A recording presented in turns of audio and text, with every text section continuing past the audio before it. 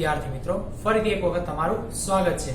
ધોરણ 12 આંકડાશાસ્ત્ર ભાગ 2 ના અભ્યાસની સફરમાં તમારી સાથે છે રવિ સર. ચલો વિદ્યાર્થી મિત્રો, આપણે પ્રકરણ નંબર 2 ની શરૂઆત કરી ચૂક્યા છીએ, બરોબર કે નહીં? છેલ્લે આપણે સૈદ્ધાંતિક અભ્યાસ જોયો તો યાદચ્છિક ચલ અને સતત સંભાવના વિતરણ. ચલો, એમાં યાદચ્છિક ચલ, તેના વ્યાખ્યાયિત પદ રચના, જેમાં તમે જોયું કે કોઈ ચલ x એ સાર્વત્રિક ગણ u અને u ના ઘટકો r હોય અને એ વાસ્તવિક સંખ્યા જે છે એની સાથે સાંકળી શકે એવી સંખ્યાને દર્શાવવા માટેનું વિધેય હોય તો એ કોઈ યાદચ્છિક ચલ x છે. પણ આ યાદચ્છિક ચલ x જે છે એ ગુણધર્મવાચક, સંખ્યાવાચક, એથી વિશેષ સંખ્યાના મૂલ્ય જે છે એના પ્રમાણ એટલે કે એની પૂર્ણ કે અપૂર્ણતા, પૂર્ણતા અને અપૂર્ણતા જે છે એ મુજબ પણ દર્શાવી શકાય છે. તો સ્પષ્ટ કરીએ તો તમારા યાદચ્છિક ચલ એ સતત યાદચ્છિક ચલ અને અસતત યાદચ્છિક ચલ તરીકે પણ વ્યાખ્યાયિત થયા હતા. એ પણ જોયું, જેમાં r ના કોઈ પણ અંતરાલ પૈકીની તમામ કિંમતો ધારણ કરી શકે તે સતત યાદચ્છિક ચલ, અને r પૈકીના કોઈ ચોક્કસ શાંત કે ગણ્ય હોય એવા જ સમૂહ જે છે એની કિંમતો ધારણ કરી શકે તો એ છે અસતત યાદચ્છિક ચલ. જે તમારા ચલ x ની કિંમતો x1 x2 x3 જે છે પૂર્ણ કિંમતો દર્શાવી શકાતી હોય તો એને આપણે અસતત યાદચ્છિક ચલ થી લેશું, અને જે બધી કિંમતો ધારણ કરી શકે તેને સતત યાદચ્છિક ચલ તરીકે લેશું. ઉપરાંત તમે બીજો ભાગ પણ જોયો પ્રકરણો દ્વિપદી સંભાવના વિતરણ, ખાસ કરીને જેના માટે બર્નોલી પ્રયત્નના ગુણધર્મો હતા. બર્નોલી પ્રયત્નની વાત કરીએ તો સફળતા અને નિષ્ફળતા બે પદ માટે પ્રયત્ન દરમિયાન કોઈ સમાન પરિસ્થિતિમાં પ્રયત્ન જે છે એની સંભાવના અચળ રહેતી હોય તો આ પ્રયત્ન તમારો બર્નોલી પ્રયત્ન છે. અને બર્નોલી પ્રયત્નના ગુણધર્મોમાં તમે જોઈ ગયા કે એના પ્રયત્નો જે છે એમાં સફળતા અને નિષ્ફળતા એ બંને પરસ્પર નિદર્શન નિવારક ઘટકો છે. ઉપરાંત દરેક પ્રયત્ન એકબીજાથી સ્વતંત્ર એટલે નિરપેક્ષ છે, બરોબર કે નહીં? ચલો, તો હવે બર્નોલી પ્રયત્ન ઉપરથી દ્વિપદી સંભાવના વિતરણની વ્યાખ્યાયિત પદ રચના હતી, જેમાં કોઈ યાદચ્છિક ચલ x એ દ્વિવિધ વિકલ્પો વાળો એટલે કે સફળતા અને નિષ્ફળતા માટેનો ચલ હોય, અને એ કોઈ p of x માટે જ્યાં p of x બરાબર આપણે કેપિટલ X માંથી ધારણ કરેલી કિંમત માટે NCx ગુણ્યા p ને x ઘાત ગુણ્યા q ને n - x ઘાત વાળું વિતરણ વાળું પદ વ્યાખ્યાયિત કરી શકતો હોય એટલે કે વિતરણ બનાવી શકતો હોય તો એ વિતરણ છે દ્વિપદી સંભાવના વિતરણ. કોના માટે? યાદચ્છિક ચલ x ના દ્વિવિધ વિકલ્પ વાળા વિતરણ માટે દ્વિપદી સંભાવના વિતરણ છે. અને આ દ્વિપદી સંભાવના વિતરણમાં તમે જોયું p એ સફળતા, q એ નિષ્ફળતા છે, જ્યાં n અને p એ પ્રાચલથી ઓળખવામાં આવે છે, બરોબર? અને આ પ્રાચલો જે છે એ સંકેત b કૌંસમાં np વડે દર્શાવાય છે. આ વાત થઈ ગઈ દ્વિપદી સંભાવના વિતરણ, એના બર્નોલી પ્રયત્ન અને એની વ્યાખ્યા. હવે છેલ્લે આપણે એક ગુણધર્મની વાત હતી, એ ગુણધર્મનો પોઈન્ટ આપણે આજના લેક્ચરમાં લેવાના હતા, એવું ત્યારે કીધેલું હતું. તો જોઈએ, આજે આપણે દ્વિપદી સંભાવના વિતરણના ગુણધર્મનો અભ્યાસ કરીશું. તો વિદ્યાર્થી મિત્રો, દ્વિપદી સંભાવના વિતરણ માટેનું આપણું વિતરણ જે છે વ્યાખ્યાયિત થયેલું હોય, જે p of x બરાબર NCx ગુણ્યા p ને x ઘાત ગુણ્યા q ને n - x ઘાત માટે જ અમુક પ્રકારના ગુણધર્મો ચોક્કસ અહીં તારવેલા છે, એટલે કે દ્વિપદી વિતરણ માટેના ગુણધર્મો તારવેલા છે. ખાસ મહત્વતા આપી, લખી વાંચીને યાદ પણ કરી લેવા, કારણ તમારા મહત્વના પ્રશ્નરૂપી તો છે, પરંતુ દાખલાની ગણતરીમાં આપણને ઉપયોગી બનશે ત્યારે ડાયરેક્ટ અહીંથી સીધો સંદર્ભ જ આપવામાં આવશે કે એનો ઉપયોગ જ કરવામાં આવશે. એને આધાર બનાવીને પછીના પ્રક્રિયાના સ્ટેપ સીધા મૂકી દેવામાં આવશે, ગણતરી કિંમતો લઈ લેવામાં આવશે. તો ખાસ ધ્યાન રાખવું. ચલો વિદ્યાર્થી મિત્રો, અહીં 8 ગુણધર્મો છે. 4 માર્કમાં પૂછાય તો બધાય લખવાના, 3 માર્કમાં પૂછાય તો 6 લખવાના, 2 માર્કમાં પૂછાય તો 4 લખવાના, કોઈ પણ 4 કોઈ પણ 6, બરોબર? પરંતુ 4 માર્કમાં અહીં અવકાશ નથી, તો 4 માર્કમાં પ્રશ્ન પૂછાશે જ નહીં. 3 માર્કની અંદર પૂછાય છે કોઈ પણ 6 લખવાના, 2 માર્કની અંદર પણ પૂછાયેલો છે તો ત્યાં કોઈ પણ 4 ગુણધર્મ લખવાના. સહેલા હોય એવા યાદ રાખી લેવા, ફટાફટ લખી શકાય કે 8 એ 8 જે છે લખવાના થતા નથી, પણ ઉપયોગ કરવાનો થાય છે. 8 એ 8 યાદ તો રાખવા પડશે. હવે દ્વિપદી વિતરણમાં આગળ વધીએ છીએ ગુણધર્મ તરીકે. પહેલો ગુણધર્મ, દ્વિપદી વિતરણ એ અસતત વિતરણ છે. કેવું વિતરણ છે? અસતત વિતરણ છે, બરોબર? વિતરણનો પણ પ્રકાર આપેલો છે, સતત વિતરણ અને અસતત વિતરણ, એ પૈકીનું આ કેવું છે? અસતત વિતરણ. n અને p તેના પ્રાચલો છે. એની વ્યાખ્યાયિત પદ રચનાના તારવેલા મુદ્દામાં પણ જોયું હતું અને અત્યારે પણ યાદ કરી લઈએ તો n અને p તેના કેવા છે? પ્રાચલો. ઓકે, હવે પ્રાચલ એટલે શું અથવા સામાન્ય પ્રાચલો કહીએ છે તો યાદ રાખજો, અહીં n અને p જે છે એ દ્વિપદી વિતરણના મૂલ્યાંકનના મુખ્ય ભાગો છે અથવા ખુદ પોતે મૂલ્યાંકન કરે છે અને કરાવે છે, તો એને આપણે પ્રાચલથી ઓળખીશું. જો p એ સફળતા દર્શાવશે, સફળતાનું મૂલ્ય આપશે, જ્યારે n સફળતા માટે બર્નોલી પ્રયત્નોથી ઓળખાય છે, પ્રયત્નોની સંખ્યા દર્શાવશે, તો એ બંને નિર્દેશ કરે છે, એને કારણે પ્રાચલથી ઓળખાશે. હવે આગળ નંબર 3, આ વિતરણનું મધ્યક np છે. હવે ખાસ મધ્યક અને વિચરણ આપણા માટે અહીં મહત્વના છે, ગણતરીમાં પણ આવશે.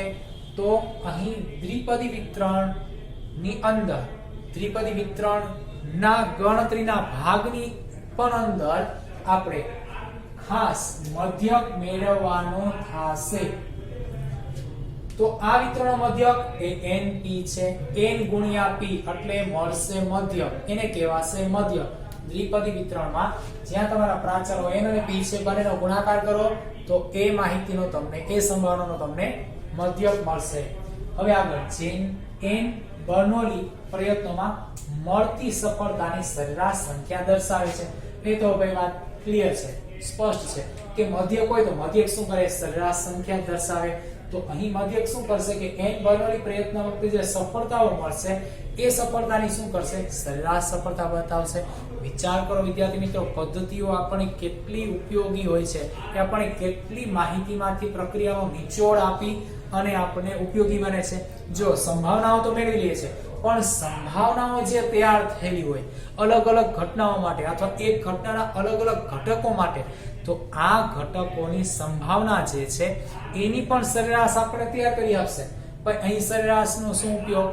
તો ભાઈ જેમ તમે સામાન્ય વ્યવહારની અંદર અથવા સામાન્ય રીતે જે સહજતાથી આપણે જાણીએ છીએ એવી ગણતરીઓમાં સરેરાશનો જેમ ઉપયોગ કરીએ છીએ, એમ સંભાવનામાં પણ આશરે કે લગભગ એવા શબ્દનો ઉલ્લેખ કરતી વખતે કે એવા પરિણામ આપતી વખતે પણ તમે છે ને હંમેશા, ખરેખર હર હંમેશ સરેરાશ આંક જે છે ને એનો જ ઉપયોગ કરો છો. તમે કોઈની સંભાવના કહેશો, આપશો, તો ત્યાં તમે તમારા મગજમાં કે તમારા અનુભવો કે વિચારસરણીઓમાં સરેરાશને મહત્વ આપેલું હશે જ. કિંમત દર્શાવો તો તમારી પાસે કોઈ પૂર્વની બનેલી કિંમતો જે હશે એને આધાર બનાવશો, પરંતુ એના કરતા એની અંદર થયેલા ફેરફારોની કિંમતો જે છે એનો સરેરાશ ઉભો કરીને જવાબ આપશો કે પ્રત્યુત્તર આપશો, કે સરેરાશ કિંમતને આધારે તમારું ભવિષ્યનું કોઈ અંકન મૂલ્યાંકન છે રજૂ કરશો, એ સંભાવના છે. તો જો વિદ્યાર્થી મિત્રો અહીં પણ સરેરાશ ખૂબ જ મહત્વનો ભાગ થઈ ગયો. હવે આગળ નંબર 4 માં જો આ વિતરણનું વિચરણ 3-11 માં શીખી ગયા છો, વિચલન શીખી ગયા છો. તો વિતરણ અને વિતરણનું વિચરણ કોણ છે ભાઈ? તો કે n p અને q, તો કે n ગુણ્યા p ગુણ્યા q, અને વિચલન એટલે વર્ગમૂળની અંદર n p q ત્રણેયનો ગુણાકાર થાય છે. ખાસ યાદ રાખજો, સંકેત સહિત માહિતી આપેલી છે. મધ્યક તો np, ત્રિપદી સંભાવના વિતરણમાં મધ્યક તો n ગુણ્યા p, સંકેત np. વિચરણ તો n ગુણ્યા p ગુણ્યા q. જો હવે થોડુંક વિચાર કરો, વિવરણ કરો, શું બન્યું અથવા શા માટે n ગુણ્યા p ગુણ્યા q લીધા હશે? તો n એ તમામ પ્રયત્નોની સંખ્યા, p સફળતા, n ગુણ્યા p કરો મધ્યક. હવે એ મધ્યક જે છે એને ગુણ્યા q આપો. q કોણ છે? નિષ્ફળતા. ચલો નિષ્ફળતાનો ગુણાકાર એની સાથે લ્યો તો ત્યાં તમને એની અંદર રહેલા વિચરણ જે છે એ ઉભા થતા જોવા મળશે. કારણ શું?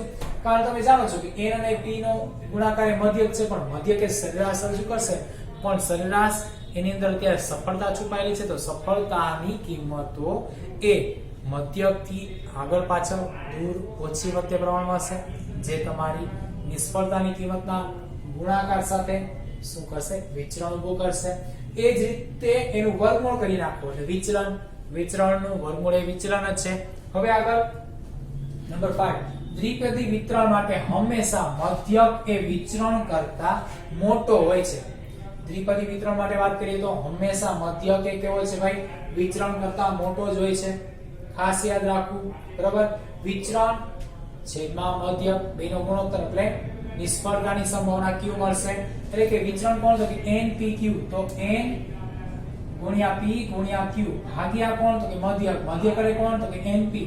np વડે ભાગી નાખો. જો ભાઈ np નો આંક ઉડી ગયો, વધ્યું કોણ? તો કે q એટલે કોણ મળશે? નિષ્ફળતા. તો એવું પણ કહી શકીએ નિષ્ફળતાની સંભાવના બરાબર, તો કે નિષ્ફળતાની સંભાવના બરાબર દ્વિપદી વિતરણના વિચરણ અને મધ્યકનો ગુણોત્તર અથવા તો વિચરણ ભાગ્યા મધ્યક એટલે નિષ્ફળતાની સંભાવના.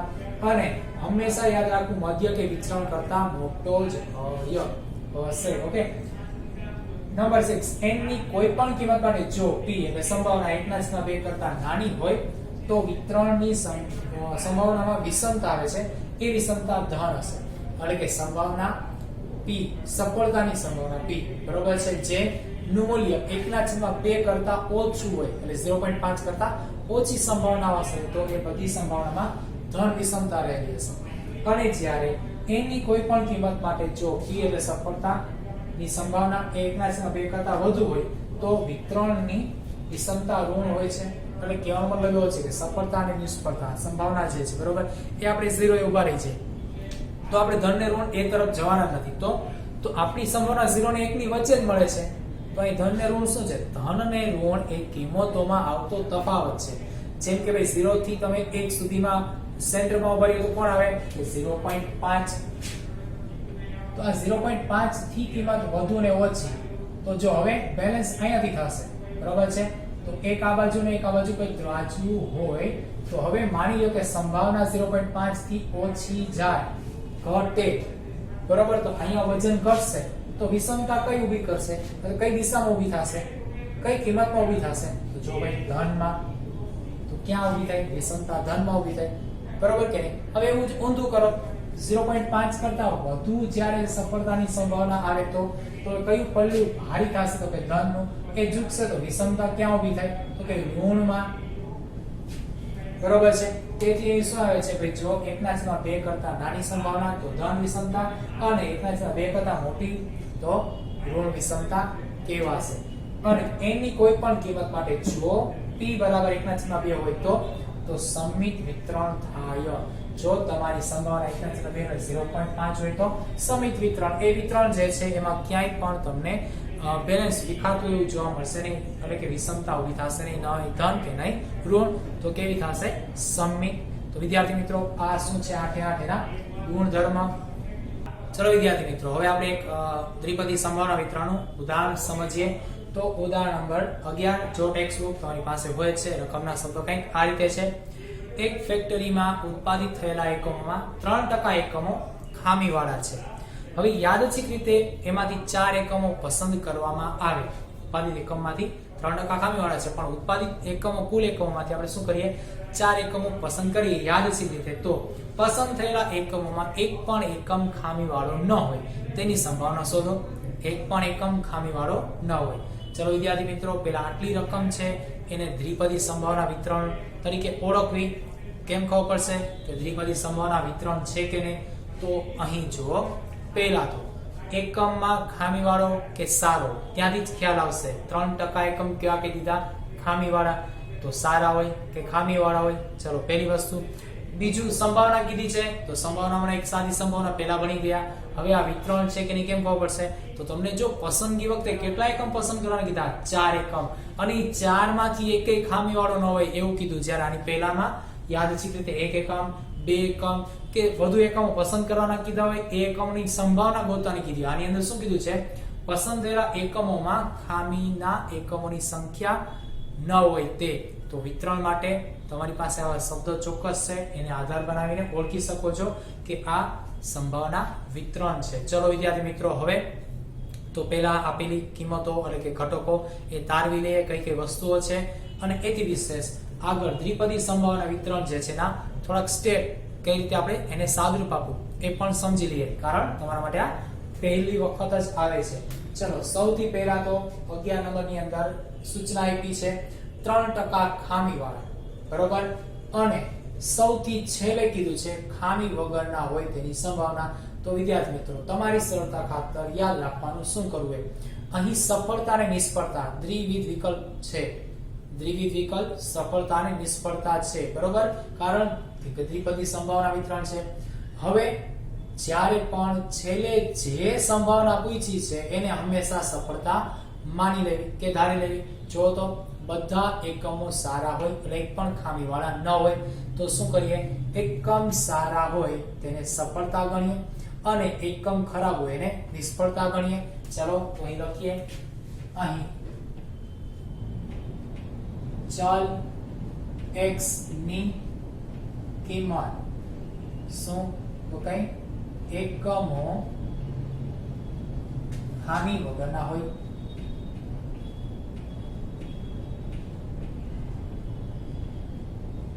તો તેથી p બરાબર સફળતા કોને ગણશી, તો કઈ એકમ ખામી વગરના હોય તેને સફળતા લઈએ. તેથી q બરાબર એકમો ખામીવાળા હોય. હવે અહીં ખામીવાળા એકમો કેટલા છે, 3%. તેથી q બરાબર 3%. ટકાવારી એટલે છેદમાં 100, 3/100 એટલે 0.03. હવે તમે જાણો છો, હમણાં જોયું હતું ગુણધર્મમાં p q = 1. તેથી p બરાબર 1 - q, જે આપણે સાબિત પણ કર્યું હતું. હવે 9 અને q બે સરખા થતા હોય તો સેજ ક્રોસ ચેક એરો આપી દેવો છે. હવે તો કે 1 - 0.03 છે તો 0.97 એ આપણા p તૈયાર થઈ ગયા. q રકમ પરથી શોધેલા છે, 3% ખામીવાળા, એ આપણી નિષ્ફળતા થઈ, બરોબર. તો સફળતા સારા એકમો એની સંભાવના માટે 0.97 એ p તમારી સંભાવના બનશે. q એટલે કે કિંમત બનશે, q ની કિંમત 0.03, સફળતાની સંભાવના p અને નિષ્ફળતાની સંભાવના q, બરોબર. તો હવે n, તો n કોણ છે, તો n એ 4. શા માટે, તમે યાદચ્છિક રીતે 4 એકમ પસંદ કરવાના કીધા છે. તો પસંદગીના એકમ એ તમારા બર્નોલી પ્રયત્નો અને બર્નોલી પ્રયત્નોની સંખ્યા એ તમારા n કહેવાશે. તેથી x એ કોણ થશે, તો કે 0 1 2 3 and 4. 4 એકમો છે તો એ ચારે 4 એકમો કોણ કહેવાશે, તો કે બર્નોલી પ્રયત્ન. એટલે કહેવાનો મતલબ એવો છે કે બર્નોલી પ્રયત્નમાં તમારા 4 એકમ જે છે એમાં એક પણ એકમ સારો ન હોય, 0, એક એકમ સારો હોય, 2 એકમ સારા હોય, 3 એકમ સારા હોય કે 4 એકમ સારા હોય તે દર્શાવે છે. કારણ જે લખ્યું છે x ની કિંમત એકમો ખામી વગરના હોય તે, બરાબર છે. તો અહીં 0 ખામી, 1 ખામી, 2 ખામી, 3 ખામી કે 4 ખામી ના, અહીં શું છે, 0 ખામી વગરની સંખ્યા, 1 ખામી વગરની, 2 ખામી વગરના, 3 ખામી વગરના, 4 ખામી વગરના. ચલો તો 4 એ 4 ખામી વગરના હોય ત્યારે આપણી સંભાવના બને. છેલ્લે જો એક પણ એકમ ખામી વગરનો હોય તેની સંભાવના કીધી છે તો આપણે આ 0 1 2 3 4 વિતરણમાંથી છેલ્લી 4 ની સંભાવના તૈયાર કરવાની છે. તેથી p of x બરાબર સ્મોલ x જે છે એમાં આપણે કેટલા લેવાના છે, p of 4 માટે દ્વિપદી સંભાવના વિતરણ મુજબ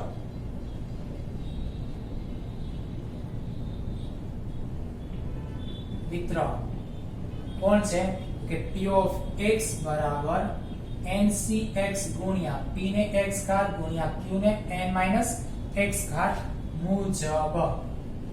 શું કરીએ, બધી કિંમતો મૂકી દઈએ, ncx p q n x ની કિંમતો. ચલો p of x, તેથી p of x એમાં કોણ છે x, તો કે 4, p of 4 બરાબર ncx n કેટલા છે ભાઈ, તો કે 4, 4c 4 x ની કિંમત કેટલી આવશે, 4 આવશે. એટલા માટે ગુણ્યા p, p ની કિંમત કેટલી છે ભાઈ, 0.97 અથવા તો 97/100 પણ લખી શકાય. જેની કેટલી ઘાત છે, x ઘાત. x કેટલા આવ્યા ભાઈ, તો કે x આવ્યા 4 ગુણ્યા q, q ની કિંમત 0.03 છે. n - x એટલે n તો કે 4, x તો કે 4 સાદુરૂપ 4c4 1 થશે 0.97 ને 4 ઘાત 0.03 જે પાછે ને 4 - 4 એટલે 0 ઘાત તો આનો જવાબ 1 થશે સાદુરૂપ 1 બનશે 0.97 ની વાત કરીએ જેની 4 ઘાત આપવાની છે અને 0.03 ની 0 ઘાત એટલે ગુણાકારમાં કેટલા આવશે 1 ચલો વિદ્યાર્થી મિત્રો હવે તો કે હવે 0.97 ની 4 ઘાત એટલે કે 0.97 ગુણ્યા 0.97 ગુણ્યા 0.97 ગુણ્યા 0.97 એને ગુણ્યા 1 એને ગુણ્યા 1 કરવાના છે તો જો કેલ્ક્યુલેટર છે તમારી પાસે 0.97 ગુણ્યા બરાબર કેટલા આવ્યા 0.8853 બરોબર છે એનો ગુણાકાર એક સાથે લઈ લો તો કેટલો આવશે 0.8853 તો આ આપણી માંગેલી સંભાવના તૈયાર જે આપણો જવાબ છે કઈ રીતે તો કે અહીં જુઓ ચારે ચાર એકમ સારા હોય તો એની સંભાવના સફળતાની સંભાવના p ધારેલી હતી એ ખાસ ધ્યાન રાખવું બરોબર સફળતાની સંભાવના p નિષ્ફળતાની સંભાવના q એમાંથી કયું પદ ધારો છો એની પર દાખલો આધારિત રહેશે તમે q અને p ને કોઈ પણ રીતે ધારી પણ શકો છો તો x ની કિંમત તમારે ખાસ ચકાસીને લેવી અહીં ઊંધું કરવું હોય તો થઈ શકે q ને આપણે શું કરીએ ખામી વાળા ની જગ્યાએ ખામી વગરના કરી નાખીએ p ને ખામી વાળા રાખીએ તો